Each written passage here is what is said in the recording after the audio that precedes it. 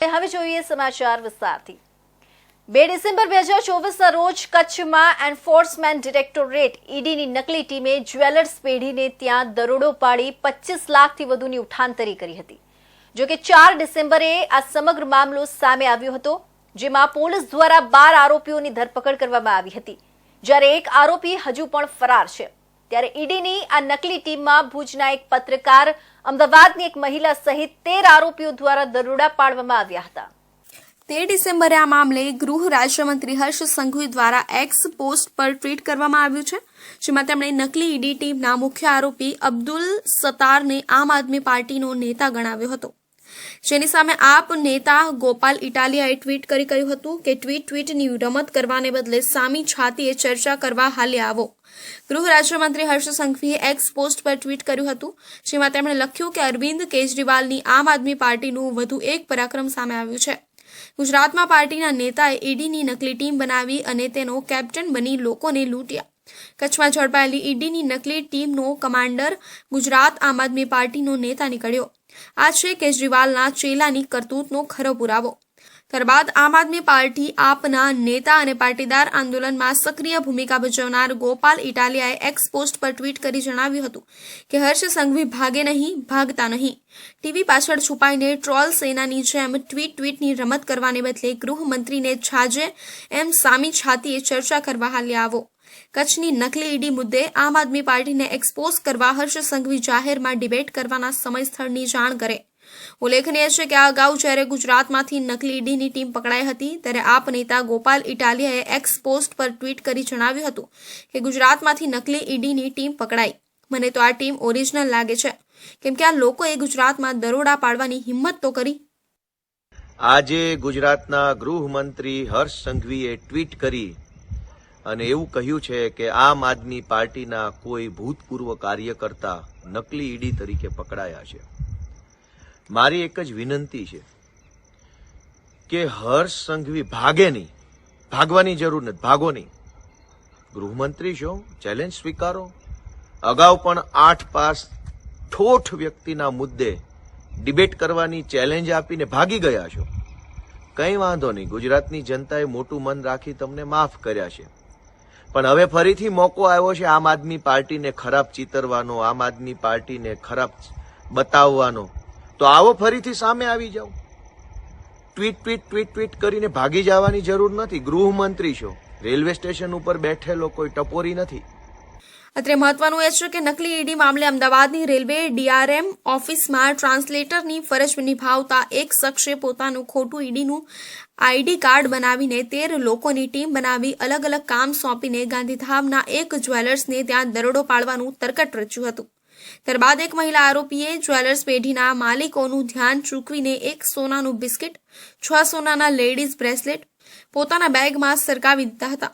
ત્યારબાદ આ લોકો ત્યાંથી ફરાર થઈ ગયા હતા, પરંતુ તેમણે કરેલી કેટલીક ભૂલોથી તેમની સાચી ઓળખ છતી થઈ ગઈ હતી।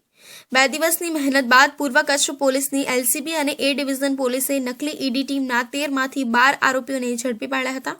ઝડપાયેલા આરોપીઓને નામ અધિક chief judicial magistrate court Gandhidham ખાતે 14 દિવસના રિમાન્ડની માંગણી સાથે રજૂ કરવામાં આવ્યા હતા, જ્યાં કોર્ટે સરકારી વકીલ BH પટેલની રજૂઆતોને ધ્યાનમાં રાખીને આરોપીના 11 દિવસના રિમાન્ડ મંજૂર કર્યા હતા।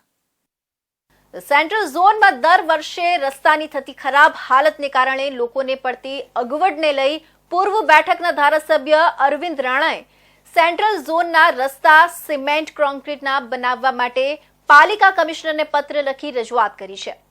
સુરત મહાનગરપાલિકામાં 1990થી ભાજપનું રાજ છે, પરંતુ આટલા વર્ષો પછી પણ ભાજપ કોટ વિસ્તારમાં તમામ સુવિધાઓ આપવા માટે નિષ્ફળ ગઈ છે। સેન્ટ્રલ ઝોનમાં પાયાની સુવિધાનો અભાવ હોવાથી ઘણા પરિવારજનો ઝોન છોડી રહ્યા છે। આ હિજરતના કારણે કોટ વિસ્તાર ખાલી થયો છે। આવો આરોપ વિપક્ષ નહીં, પરંતુ ભાજપના જ એક ધારાસભ્યએ કર્યો છે।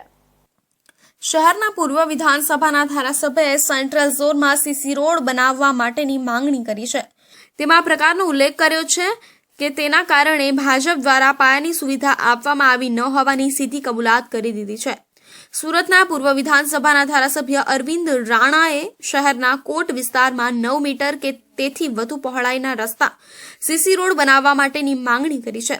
આ પ્રકારની માંગણી સાથે તેઓ મેયર દક્ષેશ માવાણીને સંબોધીને પત્ર લખ્યો છે, જેમાં જણાવ્યું છે કે આગામી બજેટમાં સેન્ટ્રલ ઝોનમાં 9.00 મીટર કે જેથી વધુ પહોળાઈવાળા તમામ રસ્તાઓ સીસી રોડ બનાવવા માટે જોગવાઈ કરવામાં આવે તેવી માંગણી કરી છે. તેઓએ વધુમાં જણાવ્યું છે કે સેન્ટ્રલ ઝોનની ગલીઓ રસ્તાઓમાં પરાપર્વતથી ડામરના રસ્તા હોવાથી દર 2-3 વર્ષે કાર્પેટ રીકાર્પેટ કરવામાં લાખો રૂપિયાનો ખર્ચ થાય. દર વરસાદમાં રસ્તાઓ તૂટી જાય, ખાડા પડી જાય, વારંવાર રિપેર કરવા પડે અને રસ્તાની ઊંચાઈ વધવા માંડે છે. મકાનના આંગણા નીચા થતા જાય છે, લાખો કરોડો રૂપિયાનો ખર્ચ થાય છે અને જાહેર નાણાંનો વ્યય થાય છે, જેનો ઉકેલ સીસી રોડ બનાવીને થઈ શકે છે. જો કે તેઓએ મેયરને લખેલા પત્રમાં સ્પષ્ટ જણાવ્યું છે કે વર્ષ 2016થી સેન્ટ્રલ ઝોનની તમામ પાયાની સુવિધા, ડ્રેનેજ, પાણીની લાઈનો બદલવાનું કામ ચાલે છે. લોકો હેરાન પરેશાન થાય છે, છતાં સુવિધા પ્રાપ્ત થવાની હોય અને સહન કરે છે. સેન્ટ્રલ ઝોનમાં ગીચ વસ્તી અને વર્ષોથી કોર્પોરેશનના વેરા ભરતા હોવા છતાં સાર્વજનિક સુવિધાઓ સેન્ટ્રલ ઝોનમાં ઉપલબ્ધ થતી નથી. વિકાસનો કોઈ મોટા કામો થતા નથી. સેન્ટ્રલ ઝોનના લોકોના વેરા નાણાં શહેરના અન્ય ઝોનના વિકાસના કામોમાં કરોડો રૂપિયાનો ખર્ચ થાય છે. સાથે સાથે તેઓએ પત્રમાં પોતાના પક્ષની સરકાર પાલિકાથી માંડીને રાજ્યમાં છે, તેમ છતાં પણ સેન્ટ્રલ ઝોનમાં સુવિધાનો અભાવ હોવાનું લેખિતમાં કબૂલ્યું છે. તેઓએ સ્પષ્ટ કહ્યું છે કે સેન્ટ્રલ ઝોનમાં પાયાની સુવિધાનો અભાવ, ખાડાવાળા રસ્તાને લીધે ઘણા પરિવારો ઝોન છોડીને અન્ય ઝોનમાં હિજરત થવાથી કોટ વિસ્તાર ખાલી થવા લાગ્યો છે. સુરત શહેર સેન્ટ્રલ ઝોનમાં ડ્રેનેજની લાઈનો, પાણીની લાઈનો અને મેટ્રો ટ્રેનની જે કામગીરી અંડરગ્રાઉન્ડ ચાલે છે એમાં ખોદકામને લીધે લોકો ત્રાહીમામ પોકારી ગયા હતા, લોકો હેરાન પરેશાન થઈ ગયા હતા અને એક સેન્ટ્રલ ઝોનમાં કહેવાલ પ્રમાણે લગભગ 20-25% લોકો પોતાના પરિવાર સાથે અન્ય ઝોનમાં રહેવા ચાલ્યા ગયા છે. ત્યારે લોકોની લાગણી અને માંગણીને ધ્યાનમાં લઈને આ સુરત શહેરના સેન્ટ્રલ ઝોનના તમામ રસ્તાઓ સીસી રોડ બનાવવામાં આવે, સિમેન્ટ કોન્ક્રીટના બનાવવામાં આવે એવી રજૂઆત હતી અને એવી રજૂઆત અમારા પ્રદેશ અધ્યક્ષ આદરણીય શ્રી CR પાટીલ સાહેબ કે જેઓ હાલમાં કેન્દ્રના જળશક્તિ મંત્રી છે એમને કરવામાં આવી હતી. ધારાસભ્ય અરવિંદ રાણાએ લેખિતમાં કબૂલાત કરી છે કે સેન્ટ્રલ ઝોનમાં પાયાની સુવિધાનો અભાવ છે. 1990થી ભાજપનું શાસન છે અને કોટ વિસ્તાર ભાજપનો ગઢ છે. તેમ છતાં આટલા વર્ષો બાદ પાયાની સુવિધાનો અભાવ છે અને લોકો હિજરત કરી રહ્યા છે. તે મોટી વાત છે. આ ધારાસભ્યની વ્યથા છે અને તેઓ એ પત્ર દ્વારા વ્યક્ત કરી છે. ધારાસભ્યએ જે શબ્દો લખ્યા છે તે હિજરત અને સાર્વજનિક સુવિધાઓ નથી, તે ભાજપ માટે આત્મમંથન કરવા જેવું છે.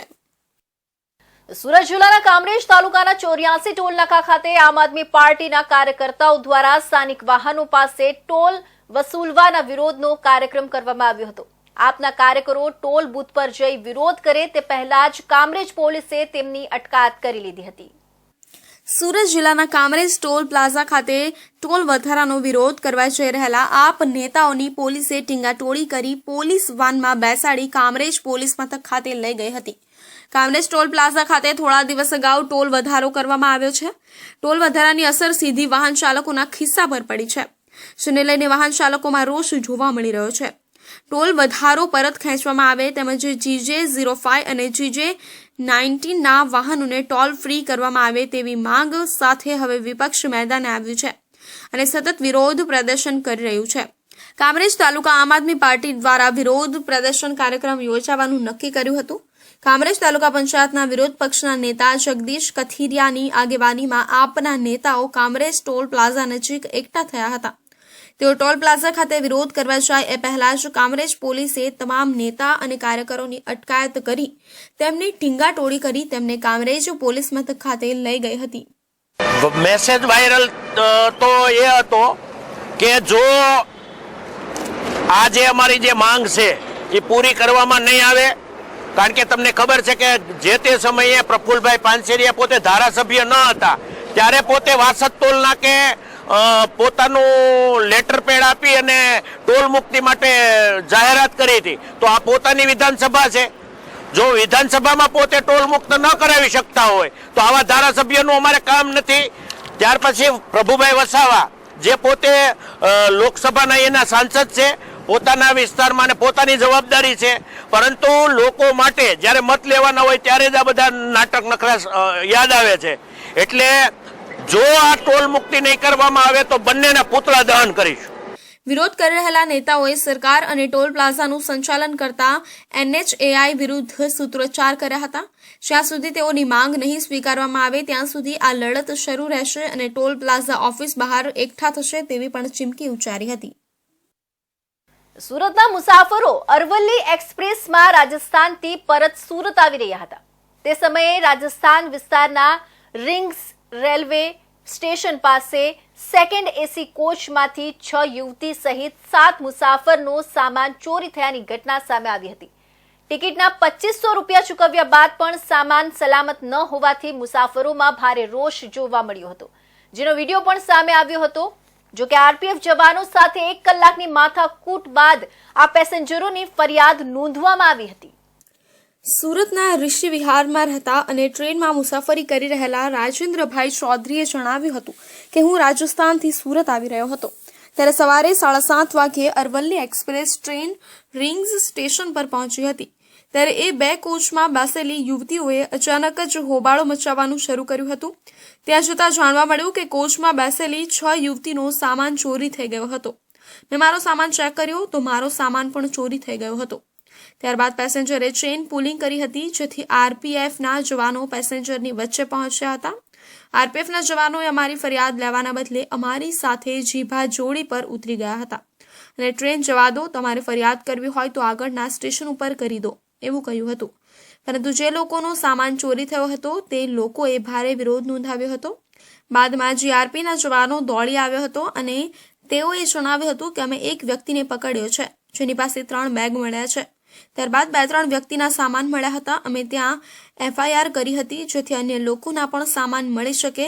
આ તમામ ઘટનામાં આરપીએફની કામગીરી ખૂબ જ નબળી જોવા મળી હતી.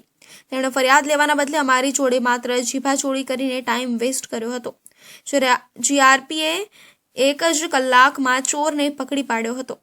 આ સમગ્ર ઘટનામાં રેલવેની ખૂબ બેદરકારી સામે આવી હતી. જ્યારે એક વ્યક્તિ 2500 રૂપિયાથી વધુની ટિકિટ લઈ સેકન્ડ ક્લાસમાં ટ્રાવેલ કરતો હોય એ છતાં એની કોઈ સેફટી હોતી નથી. મુસાફરો અને આરપીએફના જવાનો વચ્ચે ચાલી રહેલા સંઘર્ષ વચ્ચે ખબર પડે છે કે ચોર પકડાઈ ગયો. કેવી રીતે આટલા સમયમાં ચોર પકડાય છે તે પણ એક વિચારવાની વાત છે. એક તરફ રેલવે વિભાગ મહિલા સુરક્ષા બાબતે વાત કરે છે તો બીજી તરફ 6 થી વધુ મહિલાઓના સામાન ચોરી થવાની ઘટના સામે આવી છે. આ રેલવે વિભાગ સામે એક મોટો સવાલ છે. આરપીએફના જવાનોનું વર્તન પણ આ ઘટનામાં સામે આવ્યું છે. બીજી બાજુ રેલવેમાં આવતા એટેન્ડન્ટ કેટલા અંશે વિશ્વસનીય હોય છે તે પણ એક સવાલ છે. કારણ કે રાત્રિ દરમિયાનની મુસાફરીમાં કોચની અંદર એટેન્ડન્ટ અવર જવર કરતા હોય છે કે બહાર બેઠેલા હોય છે. તો શું રેલવે પ્રશાસન દ્વારા આ એટેન્ડન્ટ સ્ટાફની તપાસ કરવામાં આવે છે કે નહીં તે પણ એક સવાલ છે. સુરતના વરાછા વિસ્તારમાં બોગસ ક્લિનિકો પર પોલીસે મોટી કાર્યવાહી હાથ ધરી છે. વરાછા પોલીસ દ્વારા 2 અલગ-અલગ ક્લિનિક પર દરોડા પાડવામાં આવ્યા હતા. આ દરમિયાન 2 નકલી ડોક્ટરો અને કમ્પાઉન્ડરને ઝડપી લેવામાં આવ્યા છે. સાથે સાથે મોટી માત્રામાં એલોપેથી દવાઓ પણ કબજે કરવામાં આવી છે. બંને ડોક્ટરો સગા ભાઈઓ છે અને માત્ર ધોરણ 12 પાસ છે. કોઈ મેડિકલ ડિગ્રી વગર તેઓ લાંબા સમયથી આ બોગસ ક્લિનિકો ચલાવી રહ્યા હતા. તપાસમાં જાણવા મળ્યું છે કે છેલ્લા 5 વર્ષથી ડોક્ટર બની લોકોની સારવાર આપી રહ્યા હતા. વરાછા વિસ્તારમાં દવાખાનું ખોલીને ઊઠ વૈદુ કરતા કોલકાતાના વતની એવા બોગસ ડોક્ટર 2 સગા ભાઈઓને પોલીસે પકડી પાડ્યા છે. પકડાયેલા બોગસ ડોક્ટર પૈકી એક ગુપ્ત રોગની સારવાર કરતો હતો, જ્યારે બીજો જનરલ પ્રેક્ટિસ કરતો હતો. પોલીસ પાસેથી પ્રાપ્ત માહિતી મુજબ દવાખાનાની હાટકી ખોલીને લોકોના સ્વાસ્થ્ય સાથે છેડા કરવા બોગસ ડોક્ટર સામે પોલીસ દ્વારા કાર્યવાહી કરવામાં આવી રહી છે.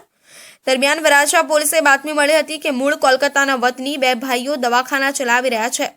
વરાછાના પીઆઈ આરબી ગોજિયા અને સ્ટાફે લંબે હનુમાન રોડ સ્થિત કોમ્પ્લેક્સમાં આવેલા વગર ઓપરેશન ગુપ્ત રોગના ક્લિનિક પર છાપો માર્યો હતો. પોલીસે તપાસ કરતા જુગલ વિશ્વાસ ગુપ્ત રોગની સારવાર કરતો હતો. તે હાઇડ્રોલિક સીલ મસા અને ગુપ્ત રોગની સારવાર કરતો હતો, જ્યારે તેનો ભાઈ મિલન બિસ્વાર વરાછા ખારવા ચાલ ખાતે હર્બલ ક્લિનિક ચલાવતો હોવાનું જાણવા મળતા પોલીસે ત્યાં દરોડા પાડીને મિલકતની અટક કરી હતી. બોગસ તબીબ મિલન ક્લિનિકમાંથી પોલીસને એલોપેથીની દવા ઉપરાંત ઇન્જેક્શન પણ મળી આવ્યા હતા. આ બંને ભાઈઓ માત્ર 12 પાસ હોવા છતાં છેલ્લા 7-8 વર્ષથી ક્લિનિક ખોલીને પ્રેક્ટિસ કરતા હતા. જે મામલે વરાછા પોલીસે બંને આરોપીઓની અટક કરી વધુ તપાસ હાથ ધરી છે. ગઈ તારીખ 13 ડિસેમ્બર ગઈકાલના રોજ જ પોલીસને બાતમી મળેલી કે વરાછા વિસ્તારની અંદર 2 નકલી ડૉક્ટરો નકલી ક્લિનિક ચલાવી રહ્યા છે અને લોકોના સ્વાસ્થ્ય સાથે ચેડા કરી રહ્યા છે. જે અંગેની બાતમીની ખરાઈ કરી બંને બાતમીવાળી જગ્યા લંબે હનુમાન રોડ ઉપર જઈ અને ક્લિનિક ઉપર ખાતરી કરતાં બંને નકલી ડૉક્ટરો જુગલ બિસ્વાસ અને બીજો ડૉક્ટર જે હતો કમ્પાઉન્ડર રાજેશ અને મિલોન બિસ્વાસ, આ બંને ત્યાં નકલી ક્લિનિક ચલાવતા હતા. ત્યાં એલોપેથિક શિડ્યુલ એચ ટાઈપની અમુક ડ્રગ્સ દવાઓ પણ મળેલી છે, જે હાલ એમની તપાસ ચાલુ છે. વરાછા પોલીસના આ પગલાંથી એક મોટું બોગસ નેટવર્ક પ્રકાશમાં આવ્યું છે, જે અસલ ડોક્ટરોના ભેજામાં રોગીઓને ઠગતા હતા. આ ધરપકડ બાદ પોલીસે વધુ તપાસ શરૂ કરી છે અને દવાખાનાઓ, સ્ત્રોત તેમજ અન્ય સંડોવાયેલા લોકો પર પણ કાર્યવાહી કરશે. સુરતમાં વરરાજા ઘોડી ચડે તે પહેલા જ તેને પોલીસ કસ્ટડીમાં જવાનો વારો આવ્યો છે. આ વાત કદાચ તમે સાંભળીને નવાઈ લાગશે, પરંતુ આ હકીકત છે. લગ્નના આગલા દિવસે વરરાજા અને તેમના મિત્રો, તેમના જ પરિવારજનો લગ્નના હોલમાં જુગાર રમી રહ્યા હતા. તે દરમિયાન રાંદેર પોલીસે દરોડા પાડ્યા હતા અને 13 જેટલા જુગારીઓને ઝડપી પાડ્યા હતા. પોલીસને તપાસમાં ખબર પડી કે જુગારીઓ પૈકી એક યુવાન એવો હતો કે જેના આજે લગ્ન છે. પોલીસે 2 લાખથી વધુનો મુદ્દામાલ કબજે કર્યો હતો. સુરતના રાંદેર વિસ્તારમાં આવેલા 2B મેરેજ હોલમાં લગ્ન પ્રસંગનું આયોજન હાથ ધરવામાં આવ્યું હતું. અહીં લગ્નના આગલા દિવસે મોડી રાત્રે 1 વાગ્યે પરિવારજનો અને સંબંધીઓ જુગાર રમી રહ્યા હતા. જે અંગે રાંદેર પોલીસને બાતમી મળી હતી. આ બાતમીના આધારે પોલીસે હોલ ઉપર રેડ કરી હતી. રેડ દરમિયાન પોલીસે તે જુગારીઓને ઝડપી પાડ્યા હતા, જેમની પાસેથી ₹2 લાખની કિંમતનો મુદ્દામાલ પણ કબજે કર્યો હતો. પોલીસ તપાસ દરમિયાન જાણવા મળ્યું હતું કે ધરપકડ કરાયેલા 13 લોકો પૈકી એક જ યુવાન એવો હતો કે જેના આજ રોજ લગ્ન હતા. આ યુવાનોનું નામ છે નદીમ આસિફ સાંગડા. તે પોતે કાપડ દલાલીના વ્યવસાય સાથે સંકળાયેલો છે. લગ્નના આગલા દિવસે તે પોતાના મિત્ર સંબંધીઓ સાથે જુગાર રમવા માટે બેઠો હતો. હાલ તો હવે એવી પરિસ્થિતિ અહીં ઉદ્ભવી છે કે વરરાજા ઘોડીને બદલે લોકઅપની હવા ખાતો જોવા મળ્યો. જો કે લગ્ન પહેલા તમામને જામીન મળી ગયા છે. લગ્નની આગલી રાત્રે વરરાજાએ પોલીસ સ્ટેશનમાં હવાલાતની હવા ખાવાનો વારો આવ્યો છે, કેમ કે વરરાજા અને તેનો ભાઈ સહિત મિત્રો મધરાત્રે જે જેલમાં લગ્ન થવાના હતા તે હોલમાં જુગાર રમવા બેસી ગયા હતા. દરમિયાન પોલીસે વહેલી સવારે રાંદેર ચંદ્રશેખર આઝાદ બ્રિજ નીચે આવેલા તુંબી હોલમાં રેડ પાડી હતી. તે વખતે રાંદેર પોલીસે વરરાજા સહિત 13 જુગારીઓ પકડી પાડ્યા છે. જુગારીઓ પાસેથી 76,720ની રોકડ અને 12 મોબાઈલ સહિત 2.9 લાખનો મુદ્દામાલ કબજે કર્યો છે. રાંદેર પોલીસ સ્ટેશનમાં રાંદેર ન્યૂ નાડર રોડ છે, ત્યાં તુંબી હોલ કરીને છે. ત્યાં તુંબી હોલમાં કેટલાક ઈસમો રાતના જુગાર રમતા છે એવી પોલીસને માહિતી મળેલી હતી, જેથી રાંદેર પોલીસ સ્ટેશનના પીઆઈ શ્રી તથા તેમનો સ્ટાફ અને પીએસઆઈ સીકે માનવાલા મળી અને આ લોકોએ બાતમીની ખરાઈ કરેલ અને બાતમીની ખરાઈ કર્યા પછી ત્યાં રેડ કરેલ તો નવાબ કાગડા કરીને છે એ તુંબી હોલમાં એના ભાઈના લગ્ન હતા એટલે હોલ ભાડે રાખેલો હતો અને ત્યાં જુગાર રમાડતા હતા. એ જુગાર રમતા ત્યાં પોલીસને બાતમી મળેલ, જેથી 13 જેટલા કુલ ઈસમોને 2 લાખ જેટલા મુદ્દામાલ સાથે મોબાઈલ ફોન સાથે પકડી પાડેલ છે અને તેમના વિરુદ્ધમાં કાયદેસરની કાર્યવાહી કરવામાં આવે છે. રાંદેર પોલીસે જણાવ્યું હતું કે જુગારી નદીમ કાંગડાના શનિવારે લગ્ન થવાના છે. આ પહેલા શુક્રવારે મધરાત્રે રાજકોટ ધોરાજીથી મહેમાનો આવવાના હતા. આથી વરાછાના ભાઈ નવાઝ કાંગડાએ મેરેજ હોલ ખોલી તેમાં મિત્રો સાથે જુગાર રમવા માટે બેસી ગયા હતા. સાથે વરાછા પણ જુગાર રમવા બેસી ગયો હતો. પકડાયેલો વરાછા તથા તેના સાથી જુગારીઓ કાપડનો ધંધો, કુરિયર બિઝનેસ તથા કારની દલાલી સાથે સંકળાયેલા છે. પકડાયેલાઓમાંથી કેટલાક વૃદ્ધ પણ જે નિવૃત્ત જીવન જીવતા હતા. લગ્નના હોલમાં જ જુગાર રમવું આ તમામ લોકોને ભારે પડી ગયું હતું. વલસાડ ઉમરગામ જીઆઈડીસીમાં ઇતિહાસનો પ્રથમ વખતનો ઉમરગામ ઇન્ડસ્ટ્રીઝ એસોસિએશન એક્સપો પ્રદર્શન 2024નો ભવ્ય શુભારંભ કરવામાં આવ્યો હતો. ગુજરાતના નાણામંત્રી સહિત જિલ્લા કલેક્ટર, જિલ્લાના ધારાસભ્યો, ઉદ્યોગપતિઓ અને અગ્રણીઓ ખાસ ઉપસ્થિત રહ્યા હતા. વલસાડ ઉમરગામ JIDCમાં ઇતિહાસનો પ્રથમ વખતનો ઉમરગામ ઇન્ડસ્ટ્રીઝ એસોસિએશનનો એક્સપો પ્રદર્શન 24નો ભવ્ય શુભારંભ કરવામાં આવ્યો હતો. પહેલા દિવસે ગુજરાતના નાણામંત્રી સહિત જિલ્લા કલેક્ટર, જિલ્લાના ધારાસભ્યો, ઉદ્યોગપતિઓ અને અગ્રણીઓની ખાસ પધરામણી રહી હતી. વલસાડના ઉમરગામના ઉદ્યોગોને વેગ આપવા વિવિધ ટેકનોલોજી ધરાવતા એકમોના 170 સ્ટોલોની નોંધણી સાથે મુલાકાતીઓ માટે ખુલ્લો મુકાયો હતો. ઉમરગામ JIDC ખાતે 14 ડિસેમ્બરે સવારે 11:30 કલાકે ઉમરગામ ઇન્ડસ્ટ્રીઝ એસોસિએશનના પ્રમુખ નરેશ બાંઠિયાના અધ્યક્ષતા હેઠળ અને ટીમના સહયોગે તથા અથાગ પ્રયત્નએ ઉમરગામ સહિત સરીગામ અને પંથકના અન્ય ઉદ્યોગો ધંધાને વેગ આપવાના સારા ઉદ્દેશ્યે ઈસવીસન 1967માં ઉમરગામ JIDCની સ્થાપના બાદ ઇતિહાસમાં પહેલીવાર યોજાયેલા ઉમરગામ એક્સપો પ્રદર્શન 2024નું ભવ્ય અને હર્ષ ઉલ્લાસ પૂર્વક મુખ્ય મહેમાનોની ઉપસ્થિતિ તથા તેમના વરદ હસ્તે શુભારંભ કરી શરૂઆત કરવામાં આવી હતી. ઉમરગામ એસોસિએશન દ્વારા માનનીય પ્રમુખ શ્રી નરેશભાઈની આગેવાની હેઠળ સૌપ્રથમ એક્સપોનું આયોજન કરવામાં આવ્યું. આ એક્સપોના આયોજનના ઉદઘાટન પ્રસંગે આ વિસ્તારના લોકો, ધારાસભ્યો, અને જિલ્લા પંચાયતના પ્રમુખભાઈની સાથે સમગ્ર ઇન્ડસ્ટ્રી એસોસિએશન અને અનેક આગેવાનો છે.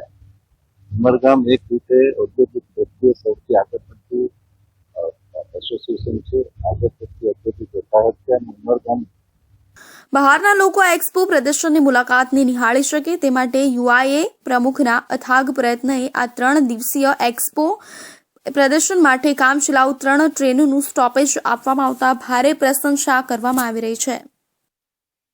સુરત મહાનગરપાલિકા દ્વારા ચલાવવામાં આવતી સિટી બસ અને BRTS બસને લઈને વિવાદ સતત સામે આવતા રહે છે. ખાસ કરીને સિટી બસની અંદર ડ્રાઈવરો જે રીતે બસ હંકારે છે તેમજ કંડક્ટર મુસાફરો સાથે અસભ્ય વર્તન કરે છે. આવી ઘટનાઓ સતત બનતી રહે છે. ફરી એકવાર રૂટ નંબર 305 પર મહિલા કંડક્ટર દ્વારા મુસાફરો સાથે ખરાબ વ્યવહાર કરવામાં આવ્યો હતો. સુરત શહેરમાં ચાલતી city bus route number 305 Piyush point પાસે એક મહિલા દ્વારા ટિકિટ મંગાતા મહિલા કંડક્ટરની દાદાગીરીનો વિડીયો સામે આવ્યો છે. આખી જ બસને ટિકિટ આપી નથી. સુરત શહેરની 70 થી 80% બસમાં ટિકિટ વગર જ લોકો મુસાફરી કરે છે. ટિકિટ માંગવામાં આવતા કંડક્ટર દ્વારા એવું કહેવામાં આવે છે કે મશીન બંધ છે અથવા ટિકિટ છેલ્લે સુધી આપતા નથી. આવું ઘણા વર્ષોથી ચાલે છે, પરંતુ બસ સંચાલકો કે અધિકારીઓ આના પર કોઈ ધ્યાન આપતા નથી અને તેનાથી મહાનગરપાલિકાને મોટું નુકસાન થતું હોય છે. સિટી બસની મહિલા કંડક્ટરે પહેલા તો બસમાં એક મહિલા મુસાફર સાથે માથાકૂટ શરૂ કરી હતી. ટિકિટ બાબતે શરૂ થયેલી માથાકૂટમાં તેણે વધુ ઉગ્ર થઈને મહિલા સાથે વ્યવહાર કરતા આસપાસના મુસાફરો પણ ગુસ્સે થયા હતા અને કહ્યું હતું કે મહિલા મુસાફર જે વાત કરી રહી છે તે સાચું છે, કારણ કે તમે બસમાં કોઈને ટિકિટ આપી રહ્યા નથી અને ફક્ત રૂપિયા લઈ રહ્યા છો. અમે પણ ટિકિટ માંગી, પરંતુ તમે અમને ટિકિટ પણ આપી નથી અને મહિલા સાથે તમે ખોટી રીતે વ્યવહાર કરી રહ્યા છો. તેની સામે મહિલા કંડક્ટરે કહ્યું કે તમારે જે કરવું હોય તે કરો, મેં બધાને ટિકિટ આપી જ છે. ત્યારે બધા મુસાફરો એક સૂરમાં કહ્યું કે મહિલા કંડક્ટરે કોઈને ટિકિટ આપી નથી. મહિલા કંડક્ટર દ્વારા ટિકિટ આપી ન હોવાની કબૂલાત અન્ય મુસાફરોએ પણ કરી હતી. સિટીલિંકના કોર્ડિનેટર પ્રવીણ પ્રસાદે જણાવ્યું હતું કે અમારા ધ્યાન પર આવ્યું છે કે આ વિડીયો સોશિયલ મીડિયામાં પણ મૂકવામાં આવ્યો છે. મહિલા કંડક્ટર દ્વારા મુસાફરો સાથે આ પ્રકારે અશોભનીય વર્તન કરવું એ ક્યારેય ચલાવી લેવાય તેમ નથી. મહિલા કંડક્ટર સામે ડિસિપ્લિનરી લેવાશે. મહિલા કંડક્ટર હોય કે કોઈ પણ વ્યક્તિ હોય, મુસાફરો સાથે આવું વર્તન યોગ્ય નથી. મેક્સવિઝન સુપર સ્પેશિયાલિટી આઈ હોસ્પિટલ ભારતના અગ્રણી આઈ કેર નેટવર્ક્સમાંની એક છે અને ગુજરાતમાં મોટા વિસ્તરણ માટે તૈયારી કરી રહ્યું છે. તેલંગાણા, આંધ્રપ્રદેશ, તમિલનાડુ, કેરળ અને ગુજરાતમાં વ્યાપક વિસ્તાર સાથે ગ્રુપનો ઉદ્દેશ્ય આગામી વર્ષમાં રાજ્યમાં મજબૂત સ્થિતિ સ્થાપિત કરવાની છે. મહત્વાકાંક્ષી યોજનામાં 200 કરોડના રોકાણ અને 25 હોસ્પિટલોની સ્થાપના સાથે આગામી વર્ષમાં 300 થી વધુ રોજગારીની તકો ઊભી કરાશે. વર્ષ 2023માં રાજકોટમાં 4, જામનગર અને મોરબીમાં એક હોસ્પિટલ સાથે ગુજરાતમાં પ્રવેશ્યા. પછી મેક્સવિઝન સુપર સ્પેશિયાલિટી આઈ હોસ્પિટલે ડોક્ટર VV સાપો વાડિયા સાથે ભાગીદારી કરી છે, જેઓ એક પ્રતિષ્ઠિત નેત્ર ચિકિત્સક અને સૌરાષ્ટ્રના સૌથી મોટા આઈ કેરના અગ્રણી છે. ભુજ, સુરેન્દ્રનગર, પોરબંદર, ઉપલેટા, ભાવનગર અને જૂનાગઢમાં નવી સુવિધાઓ સાથે વિતરણની યોજના છે. વર્ષ 2024માં મેક્સિવિઝન સુપર સ્પેશિયાલિટી આઈ હોસ્પિટલનું વિતરણ સુરતમાં ડોક્ટર R.K. સચદેવની ભાગીદારીમાં થયું. જેઓ પ્રદેશના અગ્રણી નેત્ર ચિકિત્સક છે, જેમની સુરતમાં 2 હોસ્પિટલો છે અને વધુ 2 યુનિટ શરૂ કરવા સાથે નવસારી અને ભરૂચમાં પણ યુનિટ શરૂ કરવાની યોજના ચાલી રહી છે. આ જૂથનો ઉદ્દેશ્ય વડોદરા, હિંમતનગર અને મહેસાણાના અગ્રણી પ્રેક્ટિશનરો સાથે સહયોગ કરવાનો પણ છે. અમદાવાદમાં ગ્રીનફિલ્ડ પ્રોજેક્ટ તરીકે અત્યાધુનિક સુપર સ્પેશિયાલિટી સેન્ટરનું આયોજન કરવામાં આવી રહ્યું છે. આ સુવિધા અત્યાધુનિક ટેકનોલોજી સાથે સ્થાનિક સર્જનોને આઈ કેરમાં અદ્યતન સેવા પ્રદાન કરવા માટે પ્લેટફોર્મ પૂરું પાડશે. અમે ડૉક્ટર સચદેવ મેક્સિવિઝન આઈ હોસ્પિટલ, અમારી જે હોસ્પિટલ છે એનું નામ છે, એમાં ડૉક્ટર સચદેવ હું છું અને મેક્સિવિઝન જે છે એ એક ગ્રુપ છે હૈદરાબાદ બેઝડ. એ આંખની હોસ્પિટલ્સ, એ લોકોની બહુ સારી high tech hospitals all over south India એ લોકોની બની ગઈ છે અને બની રહેલી છે. અત્યારે મેક્સિવિઝન આઈ હોસ્પિટલ્સનું જે ગ્રુપ છે એ લોકોનું ફૂટપ્રિન્ટ વધારવા માટે, વધારે ને વધારે લોકોને સેવા આપી શકે એના માટે વેસ્ટર્ન ઇન્ડિયા પર હવે નેક્સ્ટ ફોકસ એ લોકોનું છે. ધ કંપનીની જે પોલિસી છે એ પ્રમાણે we are going to start new joint venture with different doctors. એટલે જુદા જુદા ડૉક્ટરની સાથે મળીને જુદા જુદા સેન્ટરમાં નવી હોસ્પિટલ બનાવીશું અને જ્યાં એ શક્ય ન હોય ત્યાં ગ્રીનફિલ્ડ હોસ્પિટલ પણ શરૂ કરી અને થોડા વર્ષોમાં ગુજરાતમાં જે અત્યારે મેક્સિવિઝનની 8 હોસ્પિટલ છે એ વધારીને 25-30 હોસ્પિટલ થઈ જાય એવો અમારો પ્લાન છે. આ કાર્યક્રમમાં નેત્રદીપ મેક્સિવિઝન આઈ હોસ્પિટલ્સના managing director doctor V.V. Sapovadia, doctor Sachdev Maxivision eye હોસ્પિટલના managing director doctor R.K. Sachdev અને પશ્ચિમ ભારતના બિઝનેસ હેડ આનંદ બગાદેવ ઉપસ્થિત રહ્યા હતા. તો આ હતા સુરત બુલેટિનના મહત્વના સમાચાર. નવા સમાચાર સાથે ફરી મળીશું. ત્યાં સુધી જોતા રહેજો ઇન્ડિયા ન્યૂઝ ગુજરાત.